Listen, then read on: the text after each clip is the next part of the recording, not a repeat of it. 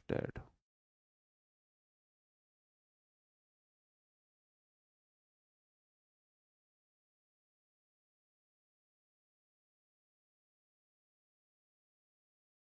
नमस्कार दोस्तों, मैं आपका साथी विपिन भाटी आप सभी का स्वागत करता हूं आज के अपने सेशन में, जो कि होने वाला है मेरे भाई आपका एक बिल्कुल न्यू चैप्टर जिसका नाम है वर्ब एडवांस।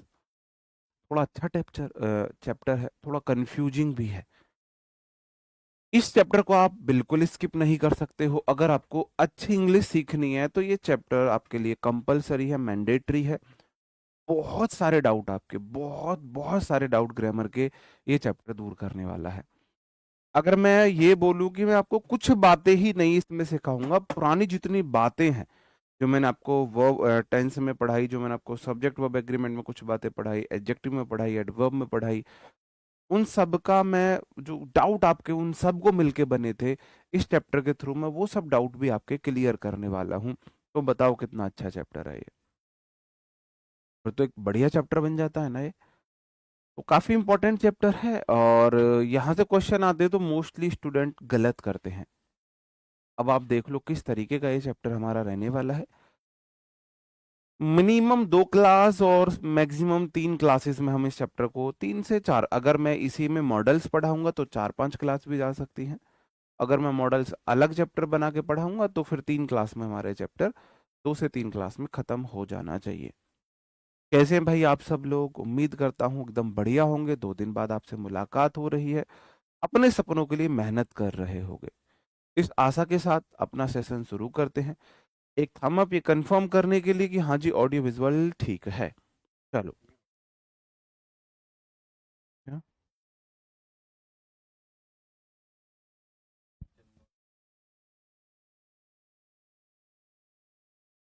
बताओ जी, बताओ भाई, ऑडियो विजुअल सब ठीक है? चलो, पहला ही मेरा क्वेश्चन है, वर्ब है क्या? What is verb? What do you mean by verb?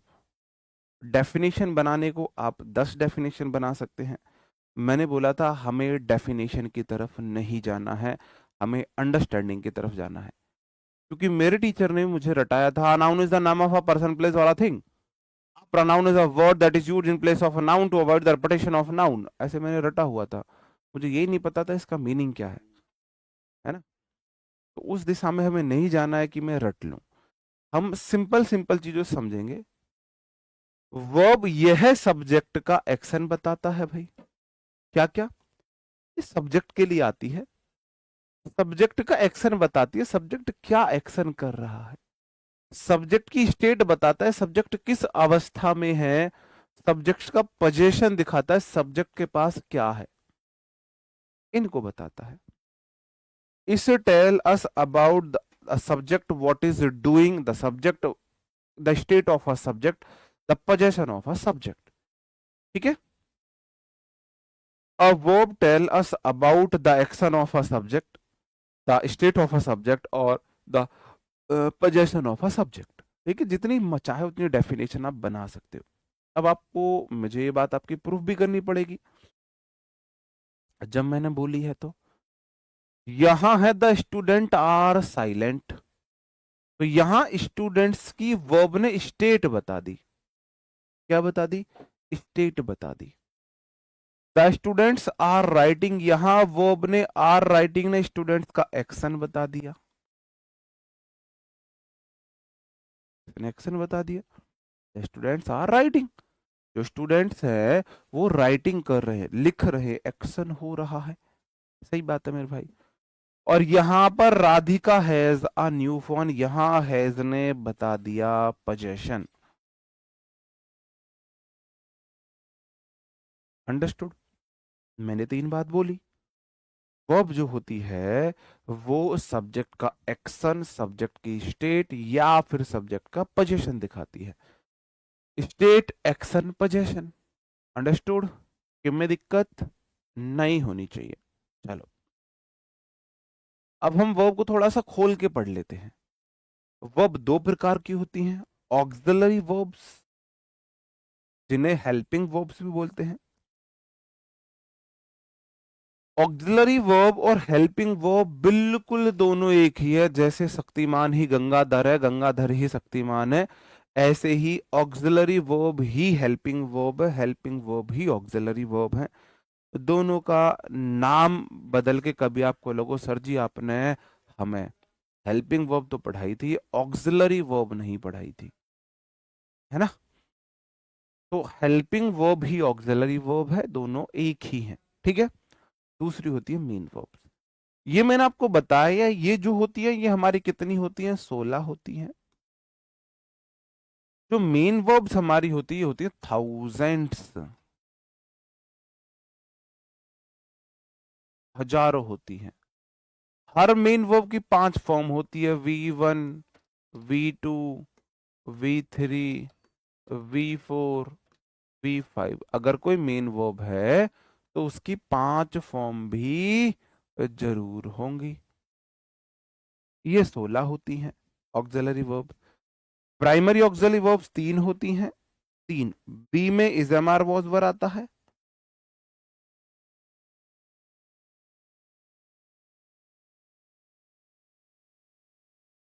Do में डू डस डिड आता है, और तीसरी हैव होती है, हैव में हैज हैव हैड आता है।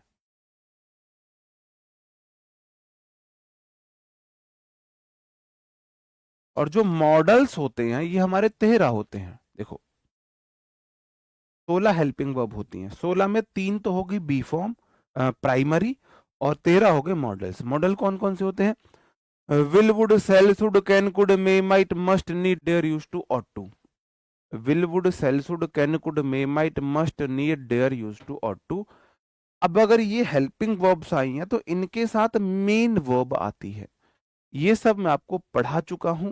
किस हेल्पिंग वर्ब के बाद क्या मेन वर्ब आती है, क्या मैंने आपको नहीं पढ़ाया है। जो मेरी बी फॉर्म होती है, जिसे मैं बात कर रहा हूं हेल्पिंग वर्ब की, जिसे मैं बोलता हूं इज, एम, आर, वॉज, पर, क्या मैंने आपको नहीं बताया, इसके बाद या तो आईएनजी आती है या V3 आती है। क्या मैंने आपको नहीं पढ़ाया, जो मेरी दूसरी हैव फॉर्म होती है उसके अंदर हैज हैव या हैड आता है। क्या मैंने नहीं बताया आपको इसके बाद V3 आती है। क्या मैंने आपको डू फॉर्म नहीं बताई, जिसे मैं डू या डज या डिड बोलता हूँ, इसके बाद हमेशा V1 आती है। क्या मैंने आपको मॉडल्स नहीं बताए, मॉडल्स हमारे संख्या में 13 होते हैं और सबके बाद V1 आती है। Will would shall should can could may might must need dare use to ought to. ये हेल्पिंग वर्ब, ये मेन वर्ब, ये सब बातें मैं आपको करा चुका हूं, बता चुका हूं, समझा चुका हूं। तो पहले कुछ क्वेश्चंस इसके आधार पर ले लीजिए। ये सब बता चुका हूं, बताओ। ये सारे प्रीवियस ईयर क्वेश्चन है, लेकिन टीसीएस वाले हैं एडिक्विटी के, इसमें इसमें नहीं है, वर्कशीट में ऐड है। एडिक्विटी ने भी इससे बहुत सारे क्वेश्चन पूछे हैं। हाँ, हेल्पिंग वर्ब मेन वर्ब दोनों की तरह हो जाती हैं वो, और मैं उनको भी पढ़ाऊंगा, मॉडल्स पढ़ाऊंगा मैं आपको, टेंशन मत लो, ठीक है। चलो,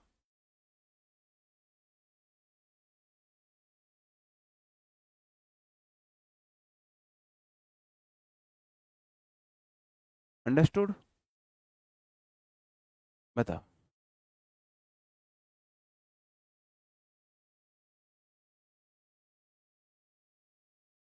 तब कहाँ पे एरर है क्वेश्चन में, ये क्वेश्चन मैं आपको करा चुका हूँ। ये वो क्वेश्चन है जो मैं आपको खुद अपने हाथों से करा चुका हूँ ऑलरेडी। आप बोलोगे जी मैं नहीं बोला, मुझे चाहिए प्लूरल नाउन, तो फॉर्म्स प्लूरल नाउन है। अब प्लूरल नाउन को प्लूरल वर्ब चाहिए, फेल V1 बिल्कुल प्लूरल है, सब्जेक्ट वर्ब क्लॉज 1 हो चुकी है। बिकॉज हमारा क्या होता है, क्लॉज होता है, कंजंक्शन होता है, ये दो क्लॉज को जोड़ता है। When they subject begin, V1 है, begin began begun, exporting, comma लग गया, दे फिर से सब्जेक्ट, हैव हेल्पिंग वर्ब है, हैज हैव हैड को V3 चाहिए, रिसर्च तो V1 है। हैव नॉट के बाद V3 आनी चाहिए, रिसर्च आना चाहिए।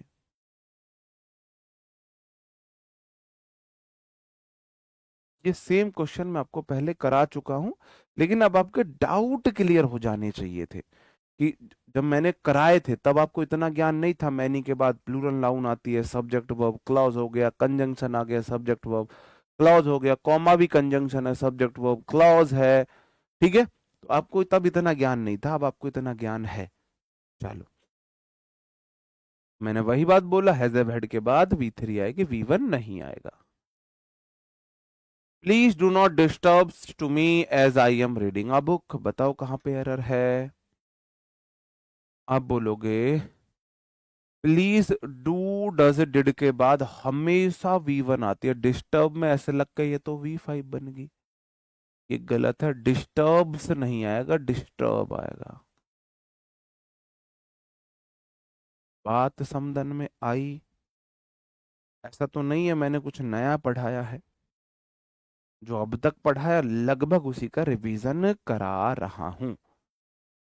नेक्स्ट आ जाता है हमारा, we have discussing all the known mechanism of physical growth.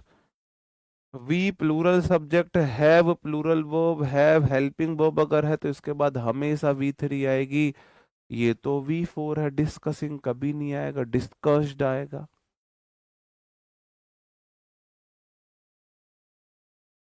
क्या मैंने कोई अलग चीज पढ़ाई? नहीं, जो पहले पढ़ाया अभी उसको प्रूफ कर रहा हूं। My husband was work. माई बोला है मुझे चाहिए नाउन, हस्बैंड कितने हस्बैंड? एक, कितने आदमी? एक सरदार। जैसी नाउन वैसा verb, singular subject singular verb, was verb बोला है मेरे बाद या तो आवे है ING और या आवे है V3। तो आई वेंट V2 पास्ट में है, सेंटेंस पास्ट में शुरू हुआ, पास्ट में चला। अब मुझे बताओ क्या आएगा, वर्किंग आएगा या वर्कड आएगा? अब मेरा डाउट आपसे ये है, अब डाउट इसलिए है क्योंकि मैं आपको वॉइस पढ़ा चुका हूं। बताओ, मैं आपको पढ़ा चुका हूं, अब मुझे बताओ वर्किंग आएगा या वर्कड आएगा?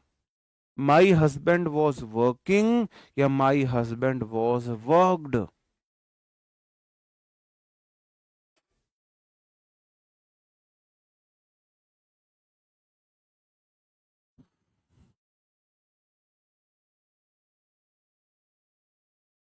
खुद कुछ गधे अभी भी गधे ही हैं। जब पढ़ाना शुरू किया था तो वो तब भी गधे थे, और आज 2 महीने पढ़ाते हुए हो गए वो आज भी इंग्लिश में गधे ही हैं। वो आज भी वर्कड बोल रहे हैं। वर्कड कैसे आ सकता है? किसी भी कीमत पर नहीं आ सकता। A letter was written, a letter was written. बताओ, लेटर वॉज राइटिंग या लेटर वॉज रिटन? बताओ, क्या लेटर लिख सकता है? लेटर लिख नहीं सकता। लेटर वॉज राइटिंग नहीं होगा, लेटर वॉज रिटन। कि लेटर वॉज रिटन, पत्र लिखा गया। सब्जेक्ट ने, लेटर ने एक्शन नहीं किया, एक्शन हुआ रिटर्न होने का, लेटर ने रिसीव किया है, हम वहां लगाते हैं। अगर आप बोलोगे माई हस्बैंड वॉज वर्कड, मेरा हस्बैंड काम किया गया, क्या काम किया तुम्हारे हस्बैंड पे, क्या काम किया गया? माई हस्बैंड वॉज वर्किंग, मेरे हस्बैंड काम कर रहे थे। जो हस्बैंड है वो काम कर रहे थे बेचारे, झाड़ू पोछा लगा रहे थे हस्बैंड, आटा गूंथ रहे थे, आपके बर्तन साफ कर रहे थे, आयरन कर रहे थे कपड़ों पे। तुम शॉपिंग के लिए निकल रहे, बेचारे अपने ऑफिस का काम कर रहे थे, कुछ भी कर रहे थे। कितना बढ़िया किया, देखो कितनी लकी है ये, कितना अनलकी हस्बैंड है। हस्बैंड काम कर रहा था और तुम शॉपिंग निकल गए। हस्बैंड काम कर रहे थे, तुम शॉपिंग के लिए निकल गए। V2 was verb plus V3। समझे? तो यहां पर वर्किंग आएगा, वर्कड नहीं आ सकता। कितनी बार समझाऊं मैं ये बात? You are invited to build a better community by planting a seed of peace within and a tree outside. तुम्हें इनवाइट किया जाता है या तुम इनवाइट कर रहे हो एक बेटर कम्युनिटी को, एक बीज बोके, शांति का बीज बोके अपने अंदर और एक बाहर समाज में। बताओ, यू आर, अगर तुम इनवाइट कर रहे हो तो you are inviting by planting. अगर तुम्हें इनवाइट किया जाता है तो यू आर इनवाइटेड होना चाहिए। इजएमआर वॉजवर के बाद वी1 तो नहीं आ सकता, इनवाइट तो नहीं आ सकता। You are invite, you are invited appropriate है, तो यू आर इनवाइटेड अप्रोप्रिएट है। यहां पर यू आर इनवाइटेड, तुम्हें इनवाइट किया जाता है, यू आर इनवाइटेड। ठीक है। I used to sits day and night under a tree in front, जो भी आगा temple that I have, that is how I learn the name. Willwood, Sellswood, Kenwood, Maymight, must, need, dare, used to, ought to। Used to modal है, modal के बाद हमेशा V1, seats नहीं आएगा, seat आएगा। सिट्स तो वी5 हो जाता है। अंडरस्टूड, अंडरस्टूड मेरे भाई। चलो, एक दो क्वेश्चन और है, ऐसे ज्यादा नहीं लूंगा मैं, बस लास्ट क्वेश्चन है, क्योंकि ये सब चीजें मैं पढ़ा चुका हूं आपको। Everything has became very expensive these days. आजकल हर चीज बहुत महंगी हो गई है, ये इसका हिंदी मीनिंग है। एवरीथिंग, एवरीथिंग मतलब हर एक चीज हैज बिकेम हो चुकी है, एक्सपेंसिव महंगी, दीज डेज आजकल, इन दिनों। बताओ, आपको पता है एवरीथिंग सिंगुलर सब्जेक्ट है, जो singular verb, has a word के बाद हमेशा वी3, बिकम बिकेम वी2 है, बिकम होगा, बिकम बिकेम बिकम, यही वी1 है, बिकेम वी2 है, यही वी3 है। अंडरस्टूड। नो एरर कैसे हो जाएगा? बिकेम वी2 है, कम केम कम, कम कम केम केम वी2 है, हैज ए वर्ड के बाद वी2 नहीं आता है।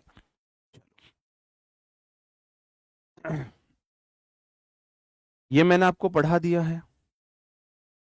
अब मैं थोड़ा सा चला जाता हूं उस तरफ जहां मैं अब आपको बताने वाला हूं क्या, कि ये जो हमारी कुछ वर्ब्स होती हैं, बी हैव, जो हमारी प्राइमरी वर्ब्स होती हैं, वो एज अ मेन वर्ब भी सेंटेंस में आ सकती हैं। देखो, प्राइमरी वर्ब से बी, बी मतलब is am are was were be being been.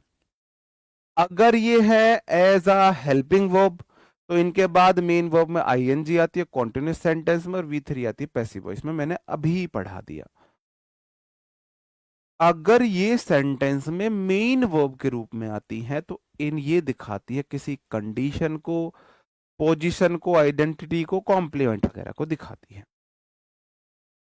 ऐसे ही मेरा हैव होता है, हैव सेंटेंस में हेल्पिंग वर्ब भी हो सकता है, मेन वर्ब भी हो सकता है। अगर वो हेल्पिंग वर्ब आया तो उसके बाद वी3 आती है, वो एक एक्शन को दिखाती है जो परफेक्ट में यूज होता है। अगर मेन वर्ब में आई है तो वो किसी पोजीशन को, रिलेशन को, एक्सपीरियंस को दिखाती है। ठीक है। और ऐसे ही होता है एक हमारी do.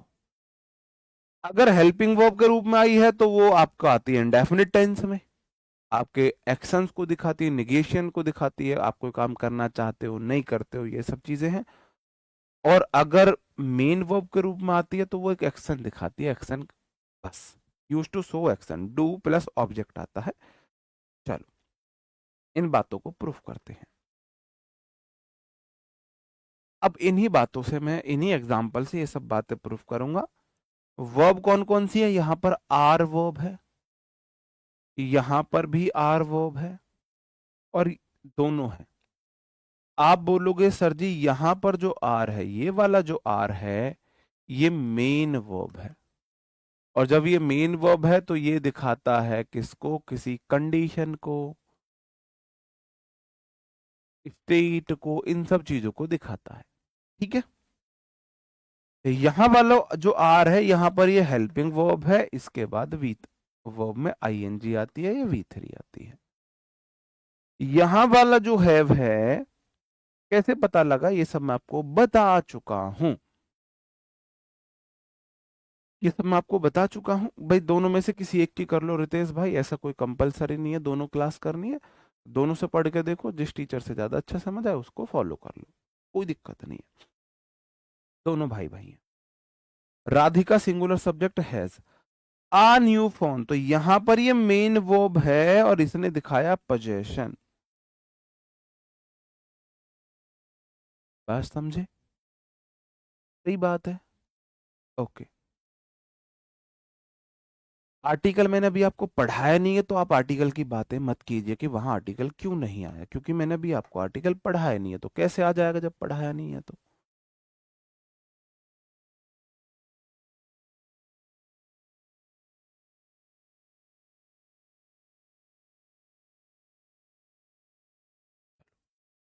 Radhika has been selected for the exam, यहां वाला जो हैज है, यहां वाला हैज मेरे भाई हेल्पिंग वर्ब है, पैसिव वॉइस है। I do my duty everyday, यहां वाला जो डू है यहां पर ये मेन वर्ब है। अब ऐसे पता कैसे लग रहा है मुझे, मुझे पता लग रहा है उसके बाद वाली वर्ब देख लो, इसके बाद V3, मतलब ये मेन वर्ब है तो ये हेल्पिंग वर्ब है, इसके बाद कोई वर्ब नहीं, इसका मतलब यही मेन वर्ब है, यही मेन वर्ब है। बताओ। Okay, understood. चलो, देखो ये स्टूडेंट होते हैं सिलेक्शन वाले, देखो पढ़ाते टीचर सबको है, पढ़ते स्टूडेंट सब है।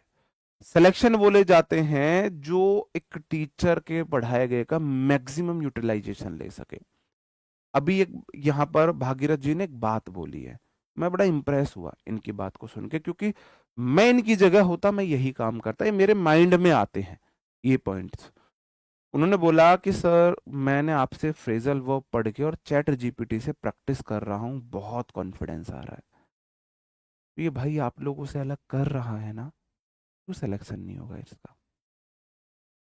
जो टीचर पढ़ा रहा है आप उतना भी मन से नहीं कर रहे हो, और वो जो टीचर ने पढ़ाया है उसका भी सार निकाल के उसको भी रोम रोम के रूप में उसे सीख रहा है, उसका सिलेक्शन क्यों नहीं होगा, वो क्यों इंग्लिश नहीं सीखेगा। तो ये अंतर होता है सिलेक्शन लेने वाले में और सिलेक्शन के लिए स्ट्रगल करने वाले स्टूडेंट्स में। आपको तो टीचर का मैक्सिमम यूटिलाइजेशन लेना है, कि टीचर ने कोई पॉइंट बता दिया तो मैं बाकियों से अलग हट के क्या कर लूं कि मैं टीचर के जो सिखाया है उसमें बाकियों से ज्यादा सीख जाऊं। तो ये मैंने बात यहाँ इसलिए बोली ताकि आप लोग भी अपने लिए बेटर कुछ करो। टीचर सबको पढ़ाता है, टीचर से पढ़ते सब हैं, सिलेक्शन कुछ ले पाते हैं, वो कुछ ऐसे अलग काम करते हैं। ये बात मैं आपको बता रहा था। तो डू यहां पर मेन वर्ब है। डू नॉट बिलीव, अब देखो डू के बाद V1 आ गई, इसका मतलब यहां वाला डू हेल्पिंग वर्ब है। अंडरस्टूड? अंडरस्टूड? भाई बहुत आसान है पता लगाने हेल्पिंग वर्ब है मेन वर्ब, अगर ये हेल्पिंग वर्ब होगी तो इनके बाद मेन वर्ब वाली शर्त पूरी हो रही होगी, अगर वो नहीं पूरी हो रही है तो इसका मतलब यही मेन वर्ब है। I was very tired, was यहां पर मेन वर्ब है, स्टेट को दिखा रहा है। I was sent home early, यहां पर वॉज हेल्पिंग वर्ब है क्योंकि मेन वर्ब ये बैठी V3। I had enough money, यहां वाला इनफ क्या है, मेन वर्ब है, पोजेशन को दिखा रहा है, आई हैड इनफ मनी। और आई हैड कंप्लीटेड, यहां वाला हैड हेल्पिंग वर्ब है क्योंकि मेन वर्ब द यू बैठी। He is an honest man, यहां वाला इज हेल्पिंग वर्ब है, स्टेट को दिखा रहा है। और ही इज बीइंग, यहां वाला इज, अरे यार यहां वाला इज मेन वर्ब है, स्टेट को दिखा रहा है। यहां वाला इज हेल्पिंग वर्ब है क्योंकि आगे रही आईएनजी बीइंग ट्रीटेड। बताओ, understood? Helping verb main verb आपके यहां तक क्लियर होने चाहिए, ठीक है।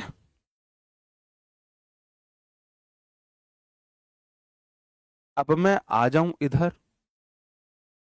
अब जो मैंने अभी तक आपको पढ़ाया, मैंने ये पढ़ाया वर्ब्स का क्लासिफिकेशन। ऑक्सिलरी होती है, मेन वर्ब होती है। ऑक्सिलरी प्राइमरी होती है और मॉडल्स होती है। मॉडल्स हमेशा हेल्पिंग वर्ब होते हैं, मॉडल्स मेन वर्ब नहीं बन सकते।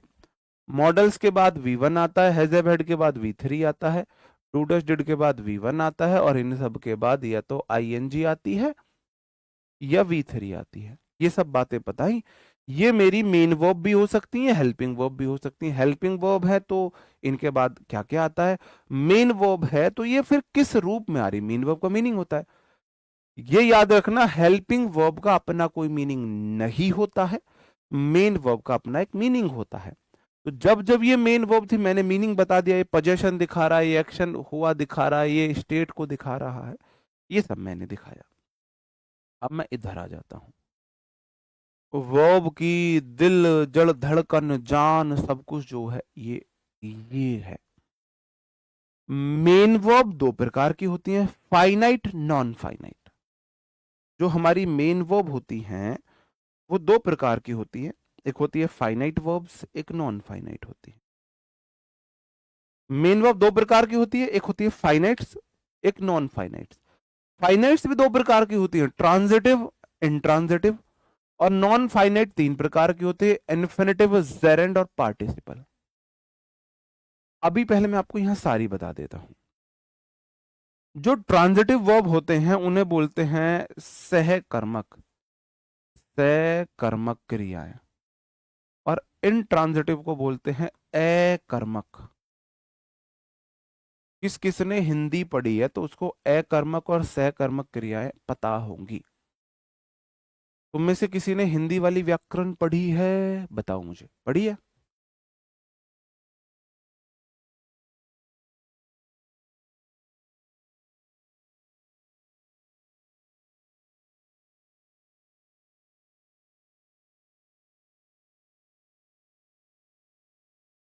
हिंदी में पढ़ा है ना, सहकर्मक अकर्मक। Finite, non finite. Finite, non finite. Finite दो प्रकार के, ट्रांजिटिव, इंट्रांजिटिव। नॉन फाइनाइट तीन प्रकार के, इन्फिनेटिव, जेरेंडर, पार्टिसिपल। इन्फिनेटिव है जब टू प्लस V1 बन जाए नाउन। जब टू के बाद वर्ब की फर्स्ट फॉर्म नाउन का फंक्शन करे, टू प्लस V1 नाउन का फंक्शन करे, किसी का ऑब्जेक्ट हो या सब्जेक्ट हो, किसी सेंटेंस में किसी वर्ब का या तो ऑब्जेक्ट हो या सब्जेक्ट हो, तो हम इसे बोलते हैं क्या? इन्फिनेटिव। या तो होगा ये वर्ब का ऑब्जेक्ट, वर्ब का ऑब्जेक्ट, या होगा सेंटेंस का सब्जेक्ट। सेम ऐसे ही है जेरेंड, जब वर्ब की आईएनजी फॉर्म नाउन बन जाए। ये भी या तो होगा किसी वर्ब का ऑब्जेक्ट या फिर होगा सेंटेंस का सब्जेक्ट। सारी बातें मैं प्रूफ करूंगा। और पार्टिसिपल है जब वर्ब में आईएनजी या V3 कोई एडजेक्टिव का काम करती है, कोई एडजेक्टिव का फंक्शन करे। वर्ब में आईएनजी या V3 नाउन का काम ना करके एडजेक्टिव का काम करने लगे, तब हम पार्टिसिपल बोलते हैं। इन्फिनेटिव क्या होता है? टू प्लस V1 नाउन का काम करे। जेरेंड क्या होता है? वर्ब में आईएनजी नाउन का काम करे। और पार्टिसिपल क्या होता है? जब वर्ब की आईएनजी फॉर्म या V3 फॉर्म, देखो है तो ये वर्ब के रूप, वर्ब के ही नाम आएंगे यहाँ। अगर ये वर्ब के रूप है तो वर्ब की फॉर्म ही तो आएगी जब वो एडजेक्टिव का काम करें। ठीक है। अब जो ये दोनों नाउन बन रहे हैं, नाउन क्या क्या हो सकता है? किसी सेंटेंस में वर्ब या प्रेपो का, वर्ब के नीचे नीचे प्रेपो और लिख लो। नाउन जो है या तो प्रेपो को ऑब्जेक्ट होती है, ये वर्ब को ऑब्जेक्ट होती है, सब्जेक्ट होती है। तीन चीज से अलग आज तक आपने सेंटेंस में नाउन को देखा हो तो मुझे बता दो, बताओ। या तो वर्ब का ऑब्जेक्ट है, या प्रेपो का ऑब्जेक्ट है, या सब्जेक्ट है। और सब्जेक्ट कॉम्प्लीमेंट जो होते हैं सब्जेक्ट के बारे में बताने वाले होते हैं, तो सब्जेक्ट के रूप में आप उन्हें ले लेंगे। ऐसा नहीं है, नाउन सब्जेक्ट कॉम्प्लीमेंट के रूप में आ सकती है, ऑब्जेक्ट कॉम्प्लीमेंट के रूप में आ सकती है। सब्जेक्ट कॉम्प्लीमेंट मतलब सब्जेक्ट का पार्ट है, ऑब्जेक्ट कॉम्प्लीमेंट मतलब ऑब्जेक्ट का ही पार्ट है ना। जहां जहां नाउन लिखा है, नाउन क्या होते हैं, नाउन क्या होते हैं, फिर से वही बात रिपीट कर रहा हूं। नाउन किसी सेंटेंस में या तो सब्जेक्ट के, सेंटेंस का सब्जेक्ट होता है, जो सब्जेक्ट हो सकता है तो सब्जेक्ट कॉम्प्लीमेंट भी हो सकता है, या वर्ब का ऑब्जेक्ट होता है तो ऑब्जेक्ट कॉम्प्लीमेंट भी हो सकता है, या प्रेपो का ऑब्जेक्ट होता है। इन पे मैं आपको डिटेल में कल पढ़ाऊंगा, आज इनका इंट्रोडक्शन दूंगा, कल डिटेल में पढ़ाऊंगा। पहले मैं इन पे बात कर लेता हूं, क्योंकि टीसीएस ने तो नहीं पूछे थे, लेकिन एडिक्विटी ने क्वेश्चन एक पूछा है ट्रांजिटिव और इंट्रांजिटिव वर्ब से। सबसे पहले मैं फाइनाइट वर्ब की बात करूंगा। फाइनाइट वर्ब है आज की दुनिया के मतलबी लोग। फाइनाइट, इन्हें खुद अच्छा रहना है बस। आज की दुनिया के मतलबी लोग फाइनाइट वर्ब है, जो लोगों को देख के, समय को देख के बदल जाए, जो बदल जाए। कैसे? आज मैं अकेला हूं, आज मेरे दोस्तों का मेरे प्रति बिहेवियर अलग है, कल को मेरा कोई बड़ा दोस्त बन जाता है, मेरे साथ के लोग बदल जाते हैं, वो अपना बिहेवियर बदल लेंगे। कल को मेरा समय बदल जाता है, वो अपना समय बदल देंगे। मैं बात कर रहा हूं, सबसे बेस्ट एग्जाम्पल अगर आज की डेट में मैं किसी से समझा सकता हूं, संजू सैमसन। बायलेटरल सीरीज में 5 मैचों में 46 रन के बाद ये पूरा देश संजू को बाहर करो, अब ठीक है ईशान किशन आ गया, उसका समय खराब था, सब उसके खिलाफ थे। जैसे ही संजू के समय ने बदलाव लिया, आज सब बोल रहे संजू ने वर्ल्ड कप जिता दिया, संजू देखो ये वो। तो ये पूरी दुनिया जो थी, ये फाइनाइट वर्ब मतलब ही है कि जब संजू का समय जैसा, उसने संजू को वैसा ट्रीट किया। अगर आप एक बात को देखें तो लोग आपके साथ व्यवहार नहीं करते, आपके समय के साथ व्यवहार करते हैं। अगर आपका समय अच्छा है तो लोग आपके साथ अच्छा व्यवहार करते हैं, अगर आपका समय खराब है तो लोग आपके साथ खराब व्यवहार करते हैं। जो दोनों समय में एक सा रहे, फिर वो लोग नहीं है, फिर वो आपके अपने हैं, फिर वो अपने हैं। आपका कितना भी समय खराब हो, आपकी मम्मी आपके साथ गलत व्यवहार नहीं करेगी, पापा भी नहीं करेंगे, दिखावटी रूप में कर देंगे, दिल से नहीं करेंगे। आपका सच्चा दोस्त नहीं करेगा। मैं जानता हूं सच्चे दोस्त कैसे होते हैं, मेरे हैं। एक तो मेरा पक्का है, जब पूरी दुनिया ने ये बोल दिया था इसके बस की कुछ नहीं है, और सबसे पहले रिलेटिव्स ही बोलते हैं, सबसे पहले रिलेटिव्स बोलते हैं ये पागल बना रहा है, इसके बस की कुछ नहीं है, इस पे कांस्टेबल का एग्जाम नहीं निकलेगा। तब मेरा बड़ा भाई और एक मेरा दोस्त, वो मेरे साथ खड़े थे, बस कोई नहीं। एक मेरी सिस्टर, मतलब उनका ये था, दबे मुंह थोड़ा सा बोल भी देते थे ट्रिगर करने के लिए, क्या ऐसी बेइज्जती कराएगा हमारा, कुछ करेगा भी नहीं, तेरी नौकरी लग भी जाएगी या नहीं। लेकिन जैसे ही मैं थोड़ा सा मायूस उदास हुआ तो फुल्ली सपोर्ट मेरे लिए, सबसे लड़ जाए, है ना। तो मेरी सिस्टर एक मेरा बड़ा भाई और एक मेरा दोस्त। तो मुझे तो दुनिया की सबसे बड़ी दौलत मिल गई है, पता नहीं आप लोगों को मिली है नहीं मिली है। तो फाइनाइट वर्ब है वो लोग, मैंने लोग बोला है, मैंने इसलिए अपने नहीं बोले हैं, ये है दुनिया के वो लोग। ठीक है, चलो कैसे मैं प्रूफ करता हूं, मैं इस बात को प्रूफ कर रहा हूं। ही इज डेंसिंग, यहां पर इज आया है, अगर ही है तो इज आ गया, और दे है तो आर आ गया।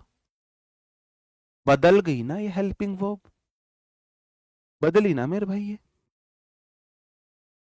जैसे मैं यहां बोल दूं, यहां ऐसे ही लिख दूं मैं, ही डेंसेस और दे डेंस। ऐसी वर्ब जो सब्जेक्ट को देख के अपने आप को बदल दे। ही था तो डेंसिस था, V5 था, दे तो V1 हो गया। तो ये है फाइनाइट वर्ब। या तो सब्जेक्ट को देख के, सब्जेक्ट मतलब लोगों को देख के, या टेंस समय को देख के रजनी वॉज डांसिंग। अब देखो प्रेजेंट में बोल रहा था मैं, अब डांस करी तो इज बोला, और टेंस बदला तो इसकी फॉर्म भी बदल गई, पास्ट हो गया। ये मेरी फाइनाइट वर्ब है। ये सब्जेक्ट सेंटेंस में सब्जेक्ट और टेंस के अनुसार बदलती रहती है। आप यहां रजनी की जगह रजनी एंड श्यामा लिख दोगे तो आप वर हो जाएगा। समझ रहे हो? वर हो जाएगा। अब प्रेजेंट है तो डेंस आया, अगर मैं पास्ट की बात कर दूं तो ये दे डेंस्ड हो जाएगा। बदली ना?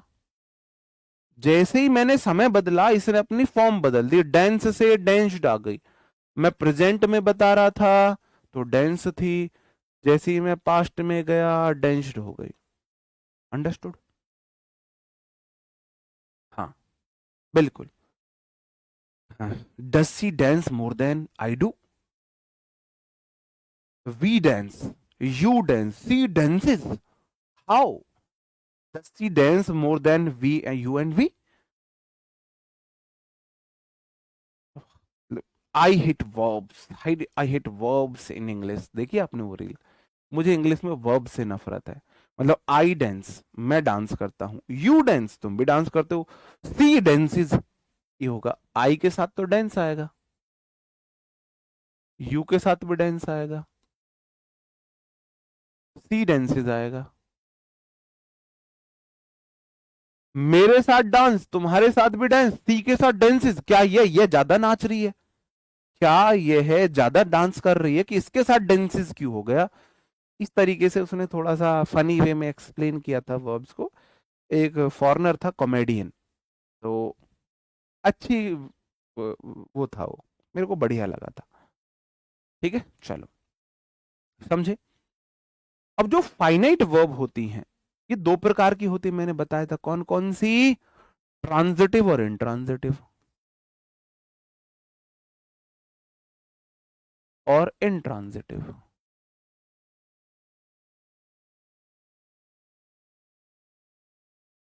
भाई आपको पता होना चाहिए, यहां से क्वेश्चन आए ना आए लेकिन आपको पता तो होना चाहिए कि भाई ट्रांजिटिव वर्ब्स क्या होती है, इंट्रांजिटिव क्या होती है, फाइनाइट क्या होती है, नॉन फाइनाइट क्या होती है। अब से पूछ ले भाई ये फाइनाइट वर्ब क्या चक्कर है, फाइनाइट टाइम क्यों दिया है भाई साहब? ये फाइन अच्छा खाना पसंद करती हैं। आज इसके पास अच्छा खाना मिल रहा है, इसके पास है, कल उसके पास अच्छा मिलेगा, उसके पास चले जाएंगे। इन्हें अच्छा खाना पसंद है। फाइनाइट वर्ब्स को मैं ऐसे बोलता हूँ फाइनाइट, फाइन एट, अच्छा खाती हैं ये, इन्हें मतलब नहीं है। ठीक है, बता दिया। ये दो प्रकार की होती है, ट्रांजिटिव इंट्रांजिटिव। ट्रांजिटिव इंट्रांजिटिव दुनिया का सबसे आसान कंसेप्ट है ट्रांजिटिव इंट्रांजिटिव को पहचानना। पूरी इंग्लिश ग्रामर का सबसे आसान पॉइंट है ट्रांजिटिव इंट्रांजिटिव को पहचानना।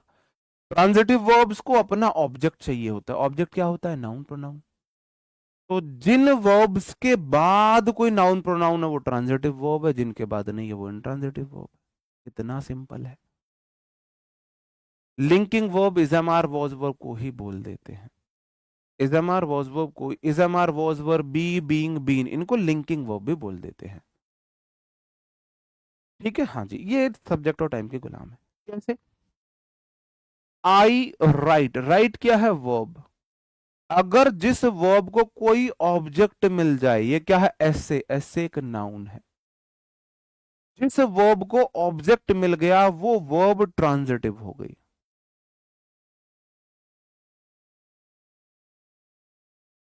क्या कोई ये रॉकेट साइंस है इजी या नहीं है इजी? इजी है या नहीं है?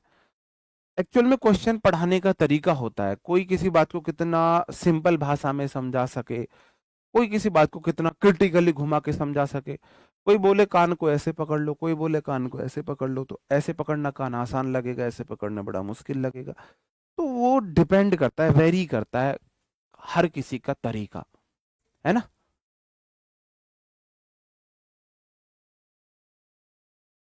क्वेश्चन सारे बनेंगे, मैं क्वेश्चन आपको प्रैक्टिस कराऊंगा, सारे पीवाई क्यू होंगे, एक सिंपल क्वेश्चन अपने पास से नहीं लाऊंगा, सारे के सारे पीवाई क्यू होंगे। देखेंगे तुमसे कैसे नहीं बनेंगे, हम देखेंगे, हम बैठे हुए हैं, क्यों टेंशन ले रहे हो? चिल्ड्रन सब्जेक्ट, फ्लाई V1 है। मतलब कहने का मतलब अगर वर्ब के बाद वट या वूम का आंसर मिल गया वो ट्रांजिटिव है। कैसे? आई राइट वट, आंसर मिला एस से, तो ट्रांजिटिव वर्ब है। चिल्ड्रन फ्लाई, फ्लाई वट, आप बोलोगे जी काइट्स, आंसर मिल गया। इसका मतलब दोनों रूप में से कैसे भी समझ लो। वर्ब को ऑब्जेक्ट मिल जाए ऐसे समझ लो, वर्ब के बाद वट या वूम का आंसर मिल जाए ऐसे समझ लो, वर्ब के बाद नाउन प्रोनाउन आ जाए ऐसे समझ लो, मर्जी तुम्हारी है। बहुत सिंपल लॉजिक है। ट्रांजिटिव वर्ब्स को क्या चाहिए होता है? ऑब्जेक्ट चाहिए होता है। ऑब्जेक्ट कोई नाउन प्रोनाउन होती है। जिन वर्ब्स के बाद कोई नाउन प्रोनाउन आती है वो वर्ब ट्रांजिटिव वर्ब्स होती हैं। Understood? I think you are understood. Be subject, learn English. Learn what? आपका आंसर आया इंग्लिश। इंग्लिश एक सब्जेक्ट का नाम है, इसका मतलब नाउन है, ऑब्जेक्ट है। जिस वर्ब को ऑब्जेक्ट मिला वो ट्रांजिटिव हो गई। ये मतलब ही कैसे है? वी के साथ तो लर्न आगे, अगर मैं इसका टेंस बदल दूं वी लर्न आ जाएगा, पास्ट से प्रेजेंट में इसकी फॉर्म बदल जाएगी। अंडरस्टूड? बहुत इजी है, बहुत बहुत बहुत ज्यादा इजी है। दे बॉट, बॉट के बाद नाउन आया, ट्रांजिटिव वर्ब है। जिस वर्ब का ऑब्जेक्ट है वो ट्रांजिटिव है।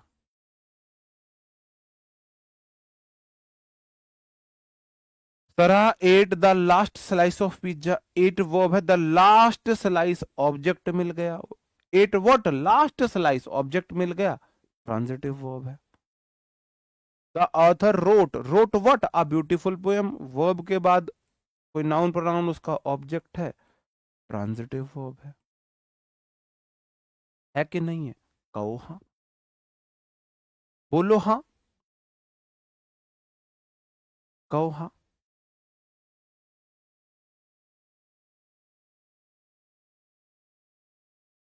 बताओ, 75 क्वेश्चन में से अगर आप 72 कर रहे हो, इससे ज्यादा क्या चाहिए मेरे भाई? इससे ज्यादा क्या चाहिए? देखो मैं सामने खड़ा हो रहा हूँ, अपनी पॉकेट से 10 रुपए निकालना, 11 और मेरे ऊपर कर उतार के और किसी को दे देना। अगर 75 में से 72 आप कर पा रहे हो, वो भी एडिक्विटी बेस्ड, एडिक्विटी बेस्ड थे वो सारे क्वेश्चन, एडिक्विटी में आए हुए थे।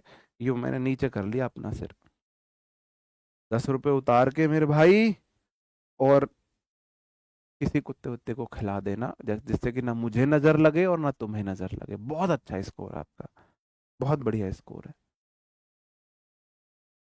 ठीक है, तो मैं वही बोल रहा हूँ, मैं इसीलिए मैं थोड़ा सा वेट एंड वॉच में इसलिए हूँ, मुझे ये क्लियर हो जाए कि ये पेपर कराने वाला कौन है। फिर हम देखते हैं तुम्हारे सीपीओ निकलता है या सीडीएस निकल, सीपीओ नहीं सीडीएस भी निकलेगा इसी बैच से। भाई फाउंडेशन बैच है, 2 साल की वैलिडिटी है। इसमें भी अगर मैंने एडवांस लेवल तक नहीं पढ़ा है तो फिर पढ़ाऊंगा किस बैच में? ये तो बोलो, ये बोलो, सोच के देखो खुद ही। किसी भी टीचर से पढ़ते हो, मैच करके देख लेना कंटेंट किसने ज्यादा पढ़ा है, मतलब किसने ज्यादा डीप पढ़ाया है। किसने ज्यादा पढ़ाया का मतलब है कौन ज्यादा डीप पढ़ा रहा है, कौन ज्यादा रूल पढ़ा रहा है, कि कौन ज्यादा गहराई में डुबकी लगा रहा है। ठीक है, चलो, बहुत ज्यादा टाइम दूं क्या? रेड वर्ब है, वर्ब को ऑब्जेक्ट मिल गया तो ट्रांजिटिव वर्ब हो गई। क्लीन वर्ब है, वर्ब को ऑब्जेक्ट मिल गया तो ट्रांजिटिव वर्ब हो गई। बिल्ड वर्ब है, वर्ब को ऑब्जेक्ट मिल गया, ट्रांजिटिव वर्ब हो गई। बहुत ज्यादा एक्सप्लेन करने की तो जरूरत नहीं है, आगे बढ़ूं? चलो, अब आ जाती इंट्रांजिटिव वर्ब। इन लगा के ऑपोजिट बनाते हैं, एक्टिव, सक्रिय, इन लगा के ऑपोजिट बना दिया, है ना, इन लगा के ऑपोजिट बनाते हैं। तो इंट्रांजिटिव वर्ब्स क्या होंगी? ऐसी वर्ब्स जिन्हें अपने बाद ऑब्जेक्ट नहीं मिलता है, जिन्हें अपने बाद ऑब्जेक्ट नहीं चाहिए होता है। समय के अकॉर्डिंग बदल तो सकती हैं ये, टेंस के अकॉर्डिंग, सब्जेक्ट के अकॉर्डिंग बदल तो जाएंगे, लेकिन इन्हें ऑब्जेक्ट नहीं चाहिए। 90% of the verbs are both transitive and intransitive. जितनी हमारी वर्ब्स है, हजारों वर्ब्स है, उनमें से 90% वर्ब ट्रांजिटिव इंट्रांजिटिव दोनों होती, 95% वर्ब ट्रांजिटिव इंट्रांजिटिव दोनों ही होती हैं। ये टीचिंग एग्जाम्स में ज्यादा पूछी जाती है। वर्ड्स है, फ्लाई, पक्षी उड़े, क्या उड़े, fly what, birds fly what, verb के बाद वट का आंसर ढूंढो, बर्ड्स फ्लाई वट, आंसर ही नहीं मिला। या तो ऐसे देख लो, जब वर्ब के बाद वट या टू वोम का आंसर ना मिले, इंट्रांजिटिव वर्ब है। या दूसरा तरीका ये है, अगर वर्ब के बाद कोई नाउन प्रोनाउन नहीं है तो वो इंट्रांजिटिव वर्ब है। सी स्लेप्ट,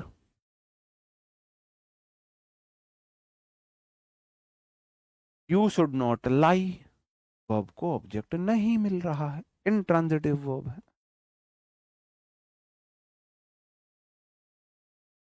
बताओ इससे इजी क्या होगा, बताओ मेरे भाई इससे इजी क्या। ये फाइनाइट वर्ब कैसे है, अगर यहां शुड आया है तो V1 आई है, अगर यहां हैव आ जाता तो V3 हो जाती। तो ये ट्रांजिटिव वर्ब का फाइनाइट वर्ब है। मतलब आप ऐसे देखो, अगर मैं टेंस बदल दूं तो क्या ये बदलेगी, नहीं बदलेगी, बदलेगी जी। टेंस बदलने पर बदल जाएगी, मतलब कि फाइनाइट वर्ब है। अगर मैं सब्जेक्ट बदलू बदल जाएगी, हाँ बदल जाएगी, मतलब फाइनाइट वर्ब है। सब्जेक्ट बदलू बदल जाएगी। ठीक है, चलो जी। मैं तो डे वन से बोलते आ रहा हूं, हिंदी से ज्यादा इजी इंग्लिश है। मुझे ये बताओ, ये जो यहां पर दो वर्ब हैं, क्या ये ट्रांजिटिव हैं या इनट्रांजिटिव है। वोकैब भी कराएंगे अल्फाबेटिकली, वो सब देखते हैं। वोकैब अल्फाबेटिकली नहीं हो सकती है। आप इडियम्स फ्रेज अल्फाबेटिकली कर सकते हो, आप वन वर्ड अल्फाबेटिकली कर सकते हो, आप साइनो एंटो अल्फाबेटिकली नहीं कर सकते हो, क्योंकि एक ही साइनो में बहुत सारे, एक वर्ड में बहुत सारे साइनो बता दिए। मैं ऐसे थोड़ी ना देखूंगा, आज मैं ए वाले, सिर्फ ए वाले साइनो देखूंगा, वो पॉसिबल नहीं है। ध्यान से बताओ, the baby cried for the milk transitive है इनट्रांजिटिव है, लगाओ अपना दिमाग।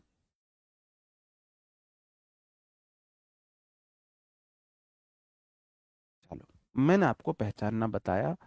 द आर्टिकल, आर्टिकल बोला है मुझे चाहिए नाउन, तो बेबी नाउन है। सिंगुलर नाउन क्राइड V2 है, टेंस बदलने पर बदल जाएगी, फाइनाइट वर्ब है। और तो प्रेपो है, द मिल्क तो नाउन है, प्रेपो के बाद नाउन उसका ऑब्जेक्ट होता है। इंग्लिश लैंग्वेज में ऑब्जेक्ट या तो नाउन के होते हैं या वर्ब के, प्रेपो के होते हैं या तो या वर्ब के होते हैं। तो यहां क्या वर्ब को ऑब्जेक्ट मिला, ये जो ऑब्जेक्ट है ये प्रेपो का है या वर्ब का है।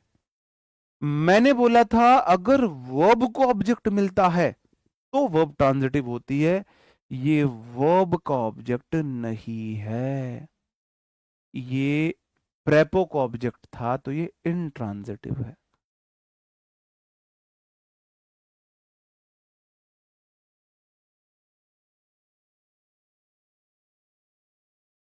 कितना इजी है, उसमें भी तुमने गलत कर दिया, उसमें भी गलत कर दिया। कितनी बार मैंने बोला वर्ब को ऑब्जेक्ट चाहिए, वर्ब को ऑब्जेक्ट चाहिए, ये तो प्रेपो को ऑब्जेक्ट मिल गया, वर्ब को कहां मिला, बताओ। नीचे देखो, दे लाफ्ड, वर्ब है, एट प्रेपो है, द स्टोरी तो इस प्रेपो का ऑब्जेक्ट है, ये तो प्रेपो का ऑब्जेक्ट है। वर्ब को नहीं मिला तो इनट्रांजिटिव है।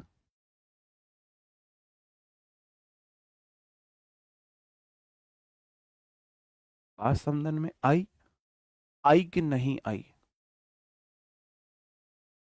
ठीक है। तो ट्रांजिटिव इंट्रांजिटिव का खेल यहां पर खत्म हो जाता है आपका। ये वाला क्वेश्चन बता दो,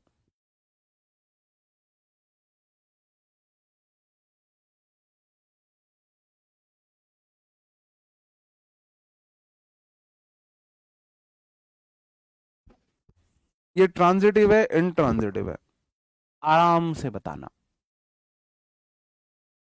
देखते हैं आप लोग बता पाते हो या नहीं बता पाते हो, ध्यान से करना।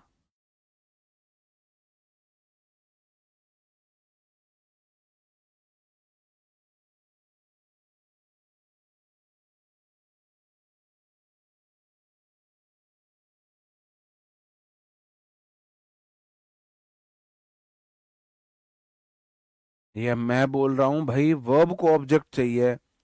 अंडरस्टूड हो गया ना, प्रेपो वाला ऑब्जेक्ट नहीं चलेगा। हद है यार। सी सब्जेक्ट है, अराइव्ड वर्ब है V2। लेट तो एडवर्ब है, लास्ट नाइट एडवर्ब है, ये तो एडवर्ब है। इस वर्ब को कोई नाउन ऑब्जेक्ट मिला ही नहीं, ये इनट्रांजिटिव वर्ब है।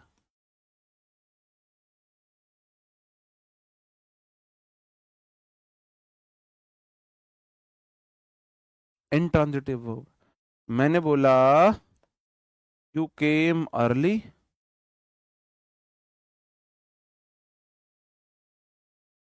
In the meeting.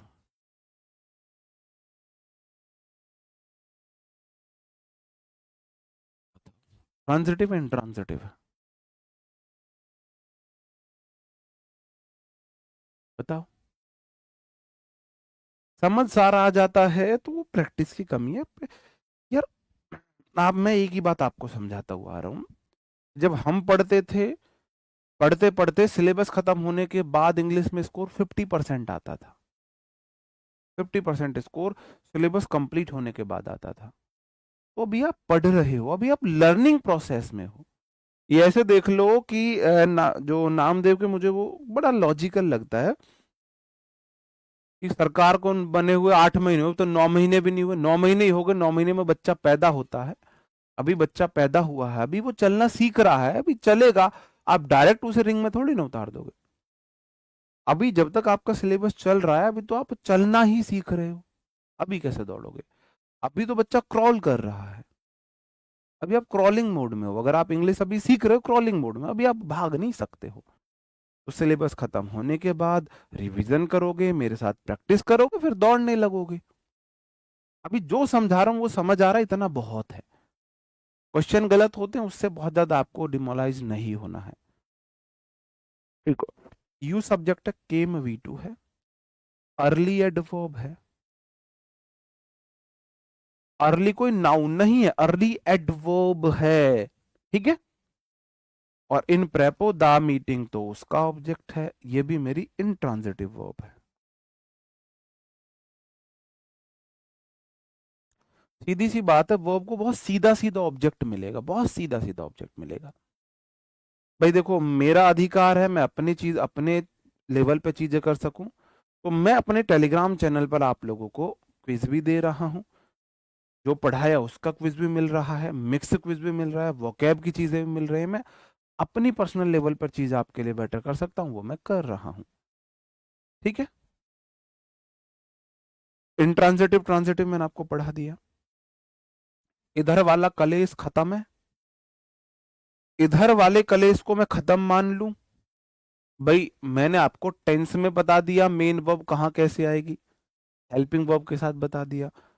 Finite verb क्या होती है, क्यों बोलते हैं, वो बता दिया। ट्रांजिटिव इन ट्रांजिटिव बता दिया, ये बता दिया। इधर का कलेश खत्म मान लो भाई, इधर का कलेश खत्म मान लो। ये अब वर्ब एडवांस तो इधर शुरू होगा। अब अभी इंट्रोडक्शन ही चल रहा है, बेसिक चल रहा है। क्या मैं इधर का कलेश खत्म मान लूं? भाई इसे रिप्लाई कर देना, मुझे आइडिया नहीं है तो मैं इसलिए नहीं कर पा रहा रिप्लाई। इधर का कलेश खत्म है ना, बताओ।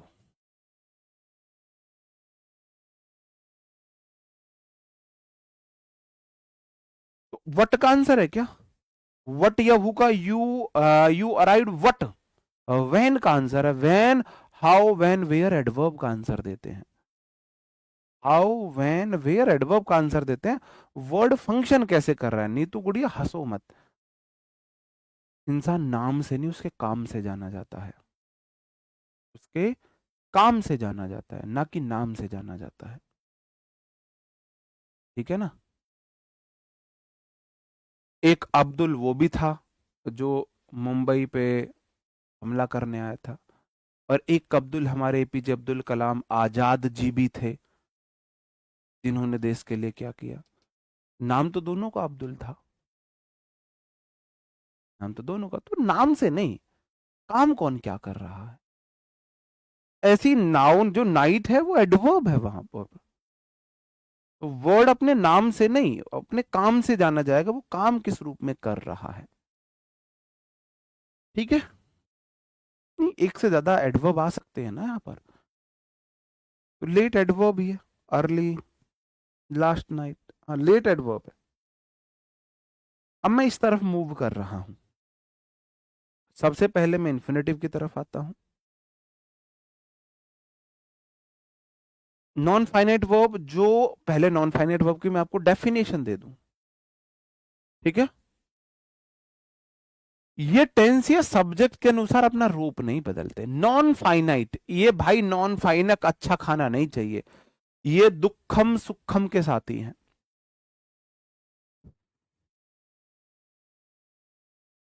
अब्दुल हमीद सोल्जर भी है, देखो हमारे,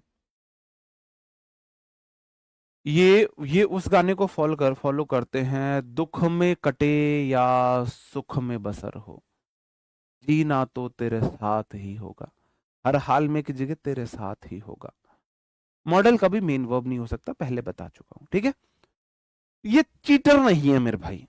आई सब्जेक्ट है, लाइक वर्ब है, प्लेइंग भी वर्ब है, लेकिन ये नॉन फाइनाइट वर्ब है। सी, आई के साथ लाइक आया, सी के साथ लाइक्स आ गया, ये वर्ब है, ये फाइनाइट है। आई के साथ लाइक था, सी के साथ लाइक्स हो गया, ये तो बदल गई, ये नहीं बदला, ये प्लेइंग गिरेगा, ये नॉन फाइनाइट है। जो टेंस या सब्जेक्ट के अकॉर्डिंग बदलती नहीं है, वो नॉन फाइनाइट वर्ड होते हैं। दे टेंस बदल गया, जैसे टेंस बदला, लाइक बदल गया, दे लाइक्ड हो गया, वी टू हो गया, ये बदल गए, फाइनाइट वर्ब है। ये प्लेइंग का प्लेइंग रहा, ये नॉन फाइनाइट वर्ब है। नॉन फाइनाइट वर्ब जो टेंस के अकॉर्डिंग या आपके सब्जेक्ट के अकॉर्डिंग नहीं बदलती है, टेंस और सब्जेक्ट के वशीकरण में नहीं है, उनकी गुलाम नहीं है ये, ठीक है। चलो, ये मैंने तीन बताई। इन्फिनेटिव, जेरेंड और पार्टिसिपल। इन्फिनेटिव मतलब to plus V one, gerund मतलब वर्ब में आईएनजी, पार्टिसिपल मतलब या तो वी थ्री या वर्ब में आईएनजी, ठीक है। सबसे पहले हम बात करते हैं इन्फिनेटिव की। जब जब to plus V one noun का फंक्शन करता है, इन्फिनेटिव कहलाता है।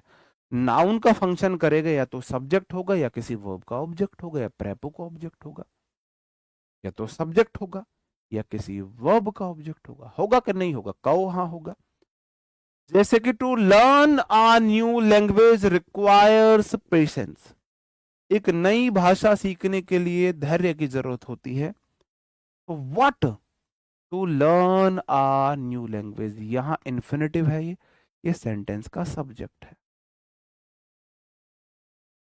जब वर्ब में ना लग जाए, सीखना, खेलना, खाना, गाना, जब ना लग जाए वो नाउन का फंक्शन करता है, ऐसे देख लेना।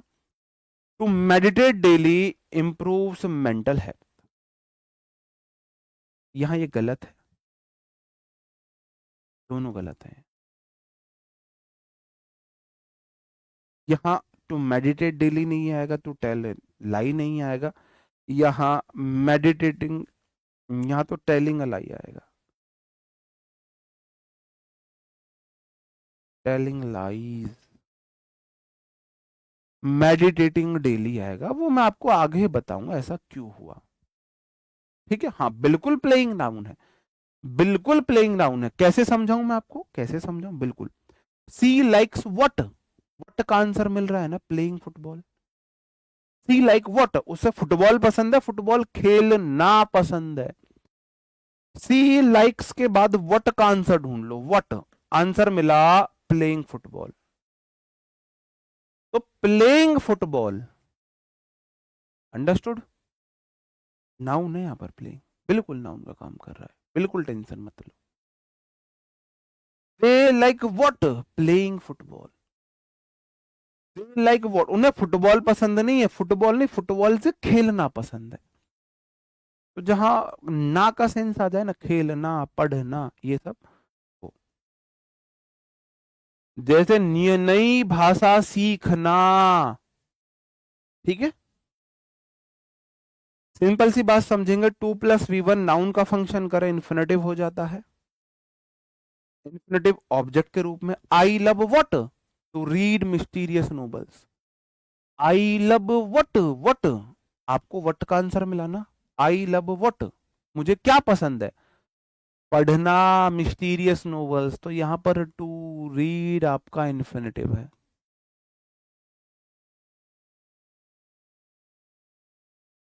सी wants what, to become, infinitive है।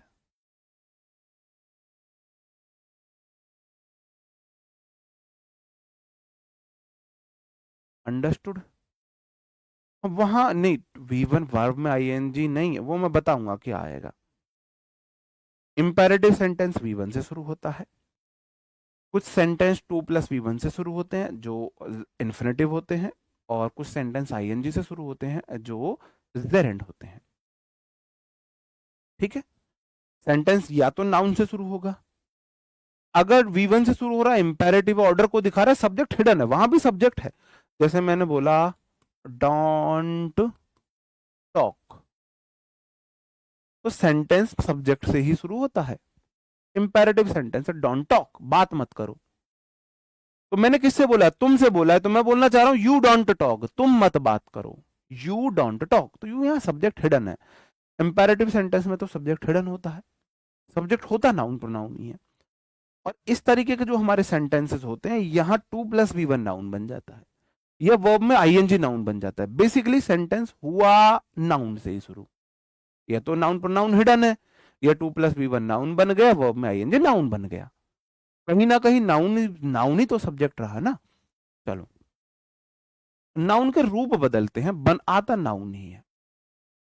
जैसे यही क्वेश्चन था, they decided to start a new project, तो यहां वाला दे डिसाइडेड के बाद व्हाट, टू स्टार्ट, इन्फिनेटिव है।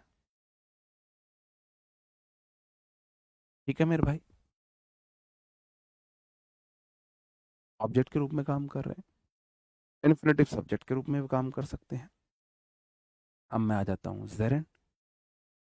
जब जब वर्ब में आईएनजी नाउन का फंक्शन करेगी, जेरेंट कहलाएगी। कब कब, जब जब वर्ब में आईएनजी नाउन का फंक्शन करेगी। कब कब कर सकती है, या तो मेरे भाई ये सब्जेक्ट बन जाए तो नाउन का फंक्शन करेगी, या प्रेपो के बाद आए तो नाउन का फंक्शन करेगी, या किसी मेन वर्ब के बाद आए तो नाउन का काम करेगी, मेन वर्ब के बाद। जैसे running is the best exercise, में दा लगा देने, द बेस्ट एक्सरसाइज, या आ गुड एक्सरसाइज बोलो। तो यहां रनिंग जो है, दौड़ना, मैं फिर बोल रहा हूं, ना आएगा हिंदी में पहचान के लिए, ना, दौड़ना, दौड़ना। तो यहां वाला देखो इज वर्ब है, वर्ब से पहले नाउन चाहिए। आपको पता है सब्जेक्ट जो होता है वो नाउन बनता है। तो जब जब मुझे नाउन चाहिए और मेरे पास वर्ब है, जब जब मेरे पास वर्ब है, मुझे नाउन चाहिए, मैं वर्ब की आईएनजी फॉर्म का यूज कर लूंगा एज अ नाउन। वर्ब की आईएनजी फॉर्म नाउन होती है, नाउन होती है, नाउन होती है। Understood. Running is a good exercise. तो what is a good exercise, आप बोलोगे, आंसर आएगा जी रनिंग। देखो, वर्ब से पहले व्हाट का आंसर सब्जेक्ट होता है, वर्ब के बाद व्हाट का आंसर ऑब्जेक्ट होता है। जैसे अभी समझाता हूं with example, C wants what, what आप बोलोगे जी टू बिकम, ये ऑब्जेक्ट है, वर्ब के बाद व्हाट, और वर्ब से पहले व्हाट लगा दो, what is the best exercise, आप बोलोगे जी आंसर आया रनिंग। तो वर्ब से पहले व्हाट का आंसर सब्जेक्ट होता है, व्हाट और टू वूम, व्हाट हु टू वूम जो होता है, ठीक है, व्हाट या who. Swimming is a good exercise, यहां स्विमिंग जेरेंड है। अब कल मैं आपको सिखाऊंगा कहाँ पे जेरेंड का यूज होगा, कहाँ पे इन्फिनेटिव का यूज होगा। आज तो मैं परिचय दे रहा हूं आपको। Smoking is injurious to health, तो smoking, what is injurious to health, आप बोलोगे जी स्मोकिंग। वर्ब से पहले नाउन आएगी, तो वर्ब अगर मेरे पास हेल्पिंग वर्ब है, मेन वर्ब से पहले कोई वर्ब है तो आईएनजी में होगी। Reading improves your knowledge, gerund है। Learning is English is essential for competitive exams, तो ये क्या है, जेरेंड है।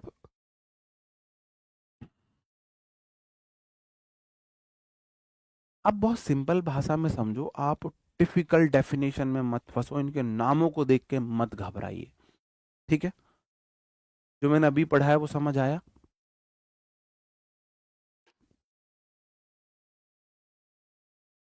मैं आपसे एक बात पूछ, ठीक है, एक बात मैं आपसे पूछता हूं, प्रेपो को क्या चाहिए होता है?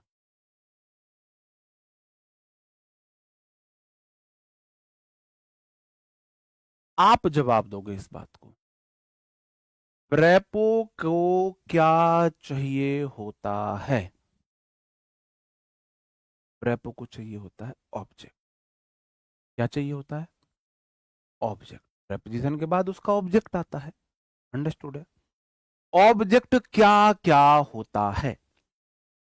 ऑब्जेक्ट होता है या तो होती है कोई नाउन या होती है कोई प्रोनाउन। अब मेरे पास ना तो नाउन है ना प्रोनाउन है, सबके आंसर है प्रेपो को ऑब्जेक्ट चाहिए होता है। ऑब्जेक्ट क्या होता है? या तो कोई नाउन होती है या प्रोनाउन होती है।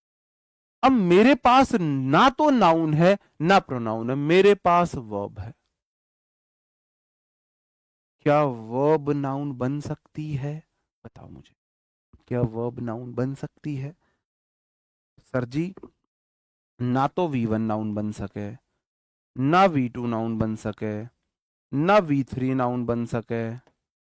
हाँ, V4 जिसे मैं VING बोलता हूं, ये नाउन बन सकती है, और ना V5 नाउन बन सके, ना V5 नाउन बन सकती। अगर मेरे पास वर्ब है तो वर्ब की 5 फॉर्म होती है, और 5 में से एक फॉर्म ऐसी है जिसे मैं नाउन बना सकता हूं। कौन सी? ING, जिसे V4 भी बोल रहे हैं। तो अगर प्रेपो के बाद वर्ब आएगी, कौन सी फॉर्म में आएगी? बताओ मुझे, कौन सी फॉर्म में आएगी?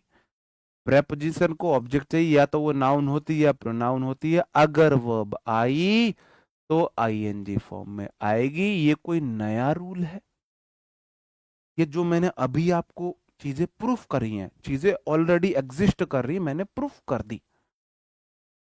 भाई प्रेपो को चाहिए ऑब्जेक्ट। ऑब्जेक्ट होता है या तो होता है नाउन या होता है प्रोनाउन। मेरे पास ना तो नाउन है ना प्रोनाउन है, मेरे पास तो वर्ब है। क्या वर्ब नाउन बन सकती है? हाँ जी, ING फॉर्म नाउन बन सके। तो प्रेपो क्या एतराज है? प्रेपो बोला मो नाउन दे दो, कैसी दो। तो इसलिए रूल है, प्रेपो के बाद वर्ब की ING फॉर्म आती। ये तो रूल मैं आपको तब से ही पढ़ाता आ रहा हूं, प्रेपो को ऑब्जेक्ट चाहिए, प्रेपो को ऑब्जेक्ट चाहिए। बस आज तुम्हें ये पता लगा वर्ब में ING नाउन होती है, तो प्रेपो के बाद ING आ जाएगी। कोई अलग से रूल तो नहीं है। ये जो प्रोनाउन के एडजेक्टिव केस होते हैं, प्रोनाउन के जो एडजेक्टिव केस होते हैं, जैसे माई है, हिज है, योर है, आवर है, देयर है, इट्स है, वंस है, ये मेरे प्रोनाउन के एडजेक्टिव केस थे। इनकी क्या शर्त होती? मैं सिर्फ उस दिशा में जा रहा हूं कि आपको रूल रटना ना पड़े, आप समझ सको ऐसा हो क्यों रहा है। बताओ मुझे, इनको क्या चाहिए होता है? याद करो वो लम्हे। अब मैं क्यों बोलता हूं याद करो वो लम्हे? मेरे जीवन की पहली मूवी थी जो मैंने सिनेमा हॉल में देखी थी, लम्हे। आपकी उसकी थी, काली सी हीरोइन नहीं है वो, बिपाशा बसु की।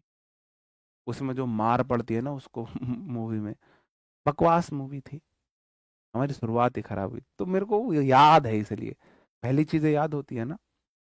तो लम्हे मेरी लाइफ की पहली मूवी थी। तो मुझे बहुत छोटा था मैं, मुझे मेरे फ्रेंड हमेशा मेरे से 7-8 साल बड़े रहे हैं। 10-10 साल मेरे से बड़े मेरे फ्रेंड्स रहे हैं। तो मेरे 10 साल बड़े मेरे फ्रेंड्स के साथ मैं गया था। फ्रेंड्स हमेशा अपने से ज्यादा एज के बनाओ या फिर कम एज के बनाओ। क्यों? ज्यादा एज के बनाओगे मेच्योरिटी मिलेगी, कम एज के बनाओगे जिंदगी जी रहे होगे एंजॉय करते हुए। तो मेरे फ्रेंड्स मेरे को मेरी एज के कम मिलेंगे, या तो मेरे से ज्यादा एज के मिलेंगे या कम एज के मिलेंगे। अरे नेचुरल ही है, मैंने कोई प्लानिंग के तहत नहीं किया। इसलिए बताओ, याद करो वो लम्हे। मैंने आपको बताया था इन सबको चाहिए नाउन। बोला मैं मर जाऊंगा, my book, your book, our book, his book, it's book, their book. Possessive case भी है, हाँ एडजेक्टिव केस बोलो, पजेसिव केस बोलो। नाउन चाहिए। अब मेरे पास तो नाउन नहीं है, मेरे पास वर्ब है। तो बताओ इनके बाद क्या होगा? मेरे पास वर्ब है तो क्या मैं आईएनजी फॉर्म ले सकता हूं इनके बाद? भाई आईएनजी फॉर्म भी तो नाउन ही होती है। क्या ये अलग से कोई रूल है? बताओ क्या अलग से रूल है? प्रोनाउन के एडजेक्टिव केस या पजेसिव केस के साथ आप वर्ब की आईएनजी फॉर्म लगाएंगे और कोई सी फॉर्म नहीं लगाएंगे। ये दो रूल मैंने बना दिए। और जबकि ये रूल है ही नहीं, ये रूल तो एग्जिस्ट करते हैं ऑलरेडी। ऑलरेडी ये रूल एग्जिस्ट करते हैं।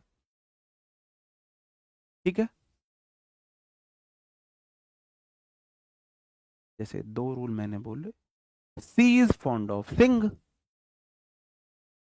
Sorry, I subject, am verb, fond क्या है? एडजेक्टिव, ऑफ क्या है? प्रेपो। प्रेपो बोला है मेरे बाद अगर वर्ब आएगी तो एडजेक्टिव आईएनजी केस में आएगी, तो सिंग नहीं आएगा, सिंगिंग आएगा।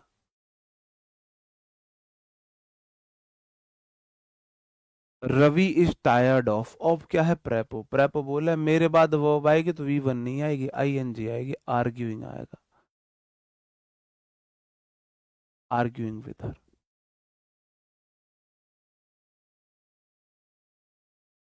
बताओ। ठीक है। योर बुकिंग क्या गलत है? योर बुकिंग आईडी इज, है ना? क्या दिक्कत है? ओके चलो। दूसरा वही रूल मैंने आगे लिख दिया। पजेसिव एडजेक्टिव के बाद जेरेंड का यूज होता है, ये मेरे होते हैं। Please don't, principal don't mind my come late.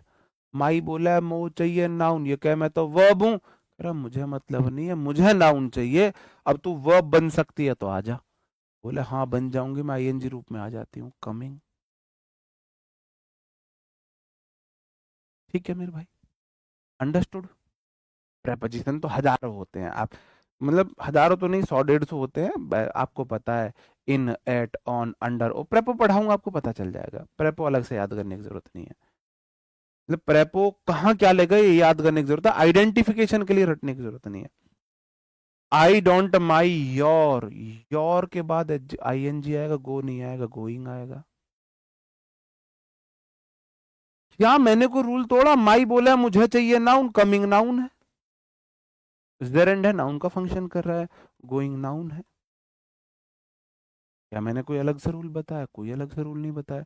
जो पहले रूल है उन्हें में ही फिट करता जा रहा हूं।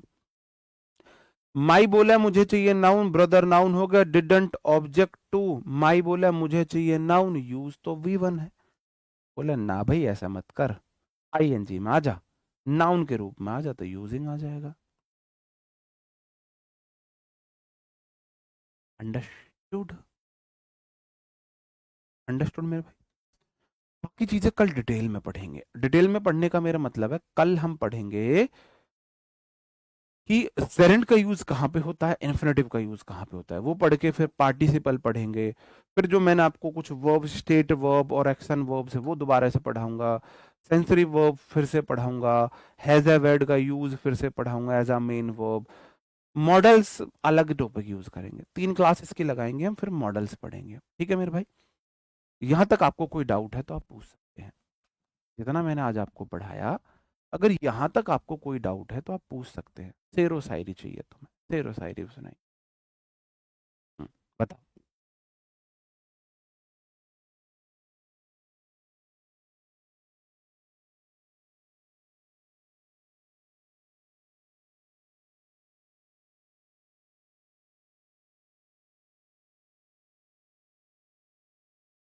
बताओ भाई।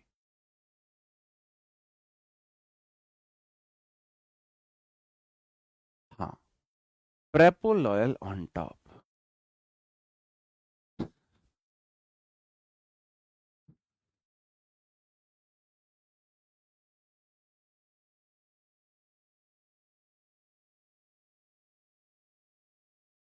रिवीजन यार, जितना आपको टाइम मिले पढ़ते रहो।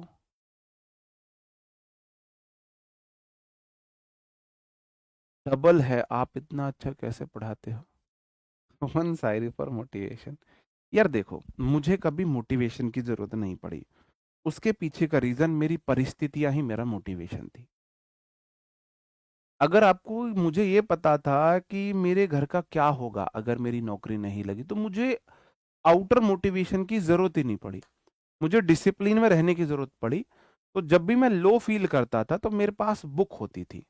जैसे मैं आपको बुक के नाम बताऊं, टाइम इज मनी, है ना, सक्सेस इज योर्स, ऐसे करके। और एक था, एक बुक थी, जैसे मैंने उस टाइम पे बुक पढ़ी थी, मैं सच बताऊं तो एटॉमिक हैबिट मैंने उस टाइम पे पढ़ी थी। Seven habits of most influenceable people, ये पढ़ी थी। और एक शिव खेड़ा करके बुक आती है हिंदी में, वो पढ़ी थी। एक टाइम इज मनी मैंने बुक पढ़ी थी, है ना। The power of subconscious mind, ये बुक पढ़ी थी उस टाइम पे।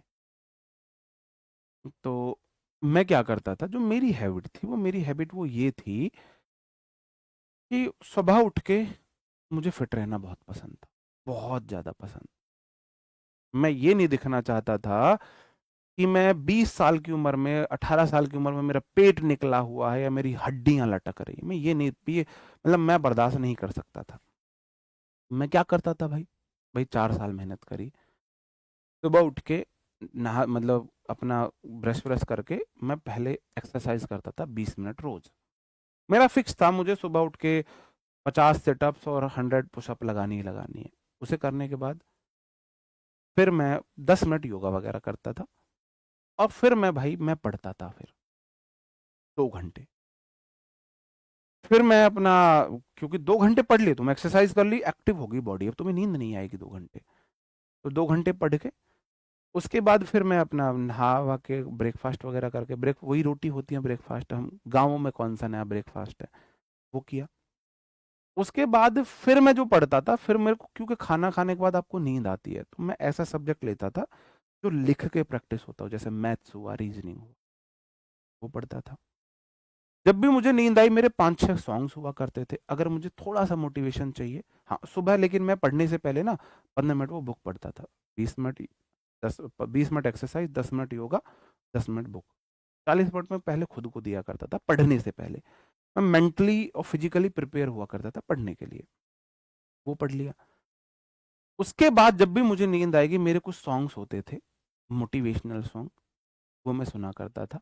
नींद आ रही है, मोटिवेशनल सॉन्ग सुन लिया, आंखें बंद कर ली, और खुद को विजुअलाइज करा, ये मेरे लिए बोल रहा है, ये वर्ड्स मेरे लिए बोले जा रहे हैं। के बाद जो गूज बम्स आते थे ना मेरे को, 2 घंटे फिर निकल जाते थे पढ़ने में। फिर से लो फील हुआ, कुछ हुआ, मतलब नींद से आई, फिर मोटिवेशनल, अब वो तुम्हारे मोटिवेशनल सॉन्ग कोई से कोई भी हो सकते हैं। मेरे हुआ करते थे, कब कर हर मैदान फतेह, और ये लक्ष्य मूवी के कुछ होते थे। और जो,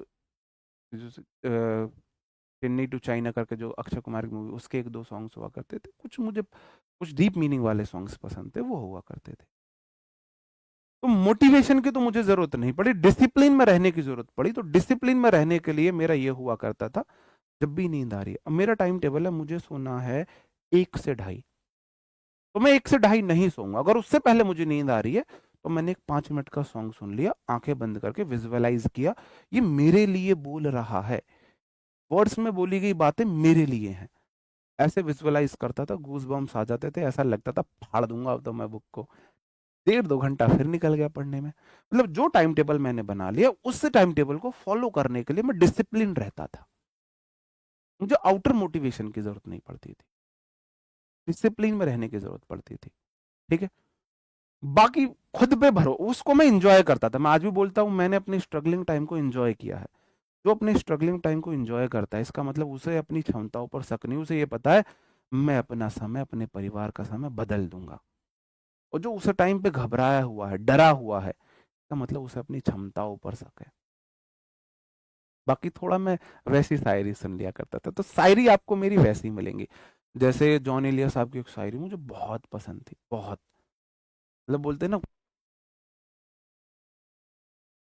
वो शायरी मुझे इतनी ज़्यादा पसंद थी कि मैं उसे बहुत वो करता था। कि शायरी वैसे थी, वो आए मेरी कब्र पर अपने हम सफ़र के साथ, कौन कहता है दफनाने के बाद जलाए नहीं जाते।